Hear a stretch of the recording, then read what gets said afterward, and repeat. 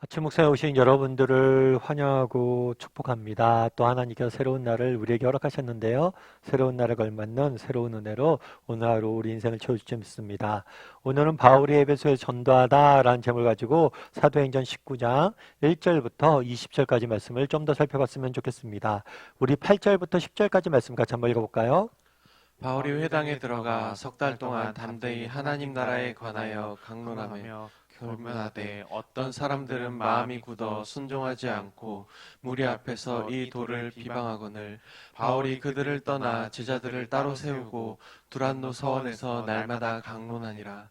2해 동안 이같이 하니 아시아에 사는 자는 유대인이나 헬라인이나 다 주의 말씀을 듣더라. 예.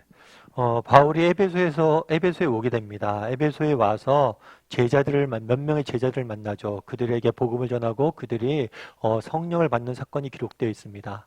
그런 다음에 또 늘 그랬던 것처럼 회당에 들어가서 무엇을 전했어요? 하나님 나라에 대해서, 예수님에 대해서 강론하였다. 구약 성경을 가지고 하나하나 풀어서 복음에 대해서 하나님 나라에 대해서 설명한 거죠. 특별히 석 달 동안 권면했다고 이야기합니다. 그런데 늘 그렇지만 이렇게 복음을 전했을 때 반응이 두 가지죠. 하나는 이 복음을 듣고 회개하고 열매가 나타나기도 합니다. 그런데 이것들을 거부하고 뭐 하는 거예요? 핍박이 일어나기도 해요. 늘 이 두 가지가 항상 함께하는 걸 보게 됩니다. 에베소도 마찬가지였어요. 어떤 사람들이 마음이 굳어져서 뭘 했다고 그랬어요? 순종하지 않고 이 도를, 기독교를 막 비방했다고 그랬어요. 계속해서 일부에서 비방하니까 바울이 어떤 방법을 택했어요? 그들을 떠났다라고 되어 있습니다. 더 이상 회당에서 복음을 전하는 것이 이들의 반대로 어려워진 것 같아요. 그러자 어떻게 했냐면 두란노 서원에서 강론했다라고 되어 있습니다. 두란노 서원. 이 서원이라는 것은 뭐라고 보면 되냐면 개인 학당이라고 보면 돼요. 그러니까 그 당시에는 공교육 자체가 없어요. 그렇기 때문에 개인들이 자신이 알고 있는 것들을 가리키는 일종의 학교를 세우는 경우들이 많았어요. 특별히 유명한 철학자들은 개인이 자기가 무엇인가 철학에 대해서 가르칠 수 있는 개인 학당을 하나씩 갖고 있었어요. 아마 이 두란노 서원도 그런 개인 학당 중에 하나가 아닐까. 그래서 이 두란노라는 게, 이 철학자의 이름인지 아니면 이 건물주의 이름인지 우리가 알 수는 없어요. 아무튼 이 서원에서 뭘 했어요? 날마다 강론했다라고 이야기합니다. 그럼 어떻게 여기 철학 학당에서 이렇게 가르칠 수 있을까요? 아마 그 당시에는 주로 이런 개인 학당에서 철학자들이 강의를 할 때 오전에 주로 했어요. 그리고 더운 낮 시간대부터는 주로 강의가 없었습니다. 그래서 이 공강 시간에, 비어있는 공강 시간에 아마 강의를 했던 것 같아요. 날마다 이 비어있는 시간대를 빌려서 강의를 꾸준히, 강론을, 복음을 꾸준히 전했다고 그래요. 특별히 여기 뭐라고 돼 있냐면 제자들을 따로 세우니 라고 돼 있어요. 다르게 말하면 바울이 강론을 했는데 자기와 함께 강론할 사람들을 세웠던 것 같아요. 그래서 우리가 보면 사도행전을 보면 늘 이렇게 바울 중심으로 이야기 써 있습니다. 하지만 늘 보면 이름도 없고 빚도 없고 많은 사람들이 뭐예요? 바울과 동역하는 모습을 보게 돼요. 이 제자들이 누군지 성경은 정확히 알려주지 않지만 우리가 언젠가 하늘나라에 가면 다 알게 되겠죠. 그래서 하나님 나라는 늘 그래요. 앞서도 얘기했던 것처럼 바울이 정말 에베소에 복음을 전할 때 누가 도왔어요? 브리스길라와 아굴라가 도왔죠. 뿐만 아니라 고린도에서 누가 도왔어요? 아볼로가 도왔죠. 바울이 뿌리고 아볼로가 싹이 나게 하고. 그러니까 계속해서 하나님은 이렇게 많은 사람들이 동참해서 하나님 나라를 형성해 나가는 모습들을 보게 됩니다. 그런데 여기서 뭘 했냐면 2해 동안 가르쳤다라고 되어 있습니다. 이전까지와 좀 전도 방법이 달라진 것들을 보게 돼요. 이전에는 어떻게 했어요? 주로 바울이 고린도에 갔다가 아데네 갔다가 뭐 에베소에 갔다가 다양한 지역들을 들리면서 전도를 했어요.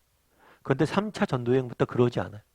에베소에서 두란노 소연에서 가르치니까 어떻게 했다고 그랬어요? 아시아에서 사는 자들이 다 주의 말씀을 들었다. 그러니까 에베소에 온 거예요. 아시아에 있었던 다양한 교회에 있는 다양한 성도들이 에베소의 교회에 와서 그것들을 배우고 그리고 다시 그들이 돌아가서 교회를 세우는 모습들을 보게 돼요. 이렇게 세운 교회들이 골로새 교회나 이런 교회들이. 그래서 3차 전도 여행을 통해서 전도 방법이 바뀌어 있는 모습들을 보게 되는 거죠. 우리도 마찬가지예요. 바울도 1차 전도여행, 2차 전도여행, 3차 전도여행 그 복음의 내용은 달라지지 않아요. 그런데 그 형식은 계속해서 바뀌어지고 있는 모습들을 보게 됩니다. 시대에 맞춰서 상황에 맞춰서. 우리도 마찬가지 그런 면에서. 바울이 했던 방법들이 있지만 우리도 뭐예요? 우리 시대에 우리에 맞게 우리도 복음을 전할 수 있어야 되겠죠. 과거와 다르게. 예를 들면 대표적인 건 그런 게 아닐까 싶어요. 예전에는 우리가 주로 해외에 나가서 복음을 전했잖아요. 그런데 우리나라도 이제 점점 뭐예요? 다문화 사회에 들어가면 되면서 외국에 있는 많은 사람들이 우리나라로 들어와 있죠. 여러분 제가 아는 목사님은 동남아시아에 가서 오랫동안 선교 사역을 했어요. 그리고 그걸 마치고 국내에 들어왔는데 지금은 대구에서 똑같이 선교 사역을 해요. 왜냐하면 자기가 대구에 와서 생활을 하다 보니까 대구 지역에 자기가 섬겼던 나라의 사람들이 많이 와 있다는 거예요. 그들을 위한 교회를 하고 있어요, 지금. 그래서 과거에는 미션 필드가 해외에 있었는데 오히려 우리가 서 있는 이 자리가 바로 선교지란 거죠. 우리도 그런 면에서 선교 전략을 바꿔야 되는 거죠. 뿐만 아니라 개인적으로도 마찬가지죠. 오늘날 우리 SNS나 이런 것들이 인터넷이 얼마나 발달되어 있어요. 그래서 우리가 원하기만 하면 카톡으로라도 잠깐 우리가 복음을 소개하고 전할 수 있죠. 그래서 저희 교회 같은 경우도 신앙 이야기 매주일 저녁마다 간단하게 한 2, 3분 정도 신앙에 대해 소개할 수 있는 그런 것들을 올리잖아요. 그런 것들 간단히 링크해서 보낼 수도 있고. 정말 우리도 정말 우리 시대에 맞는 그런 복음을 전할 수 있는 방법들을 우리가 개발하고 연구를 해야 된다. 근데 저는 오늘 본문을 읽으면서 또 한 가지 마음에 와닿았던 표현이 있어요. 그건 뭐냐면 날마다라는 표현이에요. 날마다. 날마다. 사실 회당에서 복음을 전했잖아요. 거기서 사실은 쫓겨난 거잖아요. 그래서 딴 데를 얻었어요. 얻었는데 뭐 건물이 있었던 건 아니에요. 건물을 빌렸던 거. 우리도 사실은 건물 빌려서 우리도 예배 또 중동고등학교 강당 빌려서 예배하지만 얼마나 불편해. 그런데 그렇게 불편하게 하면서도 뭐예요? 열정들이 식지 않아요. 그리고 아시아에서 모여들었다고 그랬잖아요. 그 당시엔 여행이 잘 온 시대가 아니에요. 그런데 그 멀리서 복음 하나 듣고자 에베소까지 두란노 서원까지 많은 사람들이 찾아왔다라고 이야기를 합니다. 참 이러한 열심들, 이러한 열정들이 우리에게 있는가? 그리고 이 날마다 정말 우리가 바울의 이야기를 쭉 해서 배웁니다. 근데 바울이 분명 우리보다는 나은 사람이겠죠. 우리보다는 특별한 능력이 있고 우리보다 많은 것들을 가진 사람이겠죠. 그런데 바울이 어떻게 바울 될 수 있었느냐? 이 성실함이 아닐까 싶어요. 우리가 하루에 행하는 이 작은 성실함들, 작은 것들이 모여서 결국에 바울을 형성했다는 것. 우리도 마찬가지죠. 오늘 하루, 이 날마다 오늘 하루 우리가 아침 묵상을 하잖아요. 이것이 쌓여서 우리의 인생을 바꾸어가고 이런 작은 것들이 쌓여서 뭐래요? 우리 인생이 달라지는 것. 그래서 이런 성실함들이 우리에게 있는가? 예전에 제가 한번 말씀드린 적이 있는 것 같은데 이연세라는 만화 작가를 아실 거예요. 요즘 젊은 사람들 잘 모르겠지만 저희 때만 해도 굉장히 유명한 만화 작가였어요. 그래서 이분의 작가가 뭐 지금은 뭐 웹툰이다 해서 만화가 매주일 뭐 네이버나 다음에 이렇게 게시가 되는데 우리 때는 신문에 일간지에 조금씩 만화가 개설이 됐어요. 그래서 맨날 아침에 학교 가면 도서관에 가는데 도서관에서 신문을 봐요. 신문 보는 게 이 사람이 그림 만화 보려고 신문을 봐요. 그리고 그 신문을 줄 서서 기다리면서 우리 봤던 기억이 있어요. 그만큼 유명했죠. 근데 이분이 그런 얘기를 하더라고요. 자기가 참 초창기 때 만화가로서 초창기 때 열등감이 많았다고. 왜냐하면 자기가 만화를 그렸는데 다른 친구들 보니까 정말 자기보다 훨씬 만화를 잘 그린 거예요.